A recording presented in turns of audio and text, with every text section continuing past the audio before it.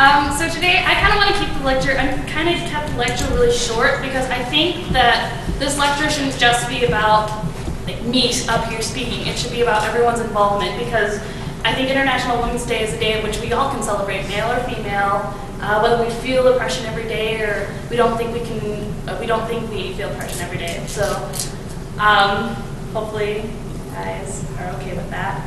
So I'm just going to start.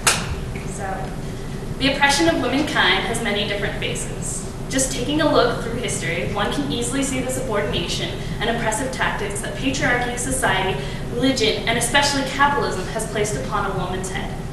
Take a look into China, where at birth a girl's feet were broken and bound, causing malformation of the foot and intense pain with every footstep, causing the woman to become more reliant on her husband for basic means of transportation. Look to African culture, as girls before reaching puberty, where part or all of her clitoris is surgically removed as a method of reducing sexual response so that girls aren't likely to become sexually active before marriage. Look to Pakistan, where it takes 5 female witnesses in a trial to cancel out one man's testimony. Look to our suffragettes, such as Susan B. Anthony, who fought tirelessly to create an equal standing and allow their voices to be heard through voting and running for office. On March 8th, we celebrate womankind and her accomplishments. For International Women's Day, or International Working Women's Day, we must release ourselves from everything we once were, and we should stand together as both men and women and embrace each other not only as equals, but as partners without competition or subjection. International Women's Day, or International Working Women's Day, was originally proposed in August 1910 at a socialist women's conference. The women adopted a proposal to hold a day of action for working women annually. A German socialist, Clara Zetkin, leader of the International Social Women's Secretariat, convened with the conference and proposed the establishment of International Women's Day. 99 women from 17 different countries, representing unions, socialist parties, and working women's clubs, all attended to the proposal conference held in Copenhagen at the Folkets Hus, or the House of the People. The main issue of the conference was about the fight for women's suffrage. One of the biggest problems surfaced was that Danish women had won the right to vote for city councils in 1908, but had just barely received the right to vote for parliamentary elections in 1915. Clara Zetkin resolved that, in agreement with the class-conscious political and trade union organizations of the proletariat in each country, the socialist women in all countries shall organize a Women's Day every year. First of all, the Women's Day shall have the aim of achieving universal suffrage for women. This claim shall be in line with the socialist understanding of the entire women's rights issue. The Women's Day shall be international in its nature and must be prepared meticulously. Demands for the conference for the day of struggle included the struggle for women's suffrage, the fight against the threat of war, the fight for care for mother and child, and the fight against price rises. The proposal was adopted unanimously, and the first International Women's Day was held the following year on March 28th. So, how many people here, by raise of hand, have actually heard of International Women's Day before it was introduced by the Women's Committee? Probably 2 out of, I don't know, say 15, 16 of us in here. I hadn't heard of it until Kristen came up to me and told me about it. Now, why wouldn't we think that International Women's Day, on the fact that it is indeed an international holiday and is celebrated amongst other countries, where even, especially in Denmark, you get a holiday for it, why, in a place, United States of America, where we claim to have such women's freedom, have we not heard of it?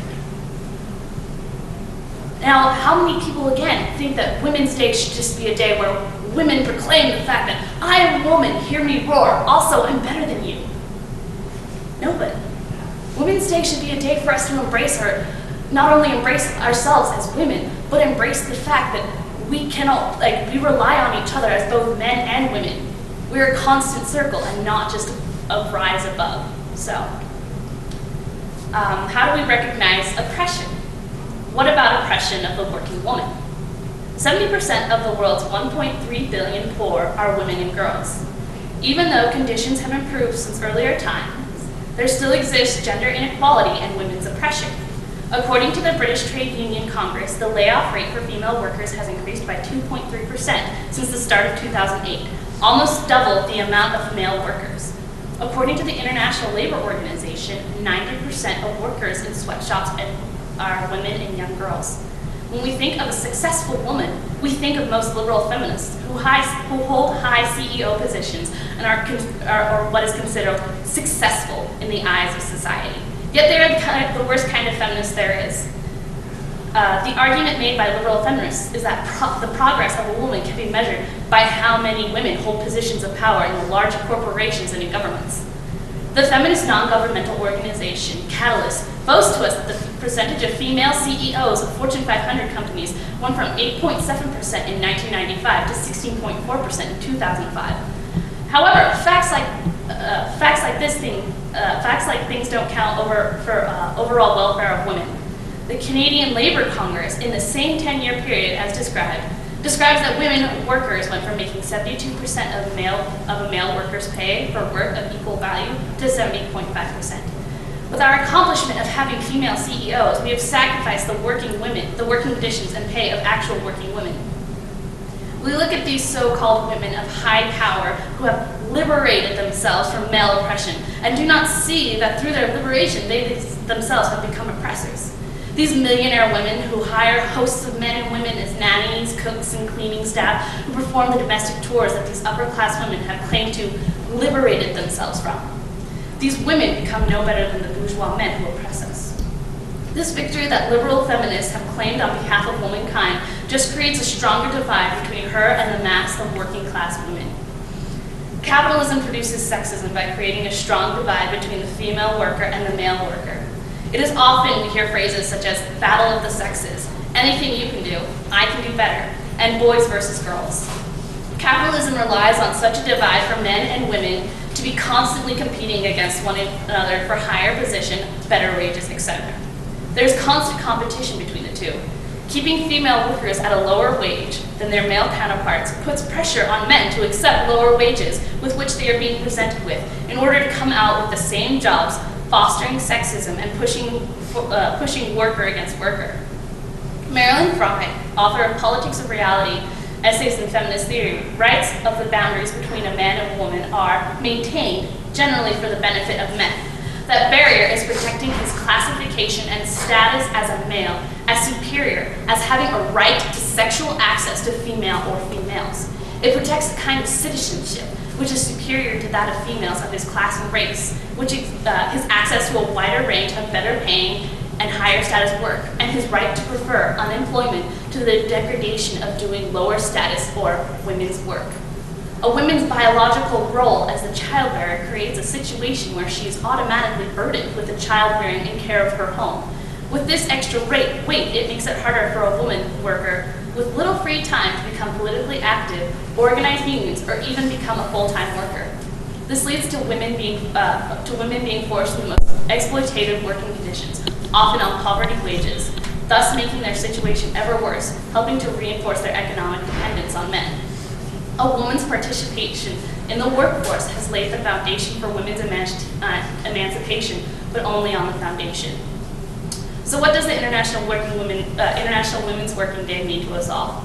Well, one could interpret it meaning depending on what one believes.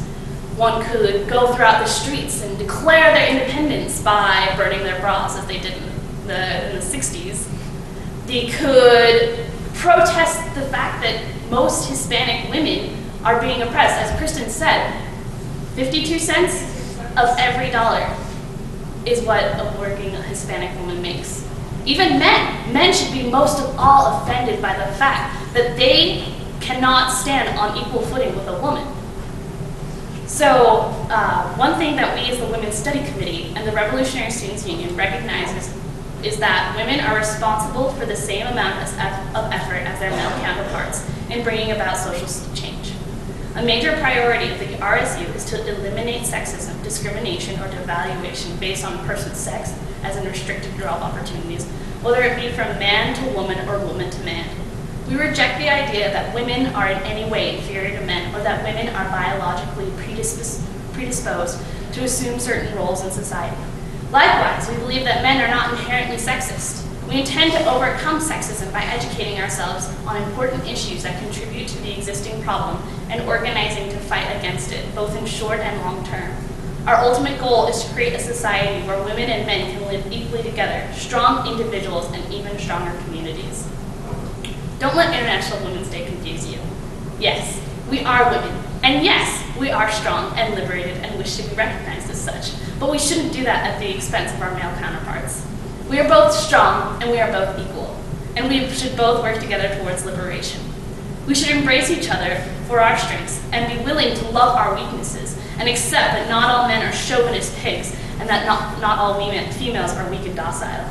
This is the day not only for us women, but for you men as well, and you should be recognized as such. We should all stand together and fight against the oppression of capitalism and patriarchy and religion and everything that means to oppress us. This kind of feels like I should say, and I say these things in the name of Christ, amen, but I don't know. I think we could break up into groups and talk about this. Should we get Marianne?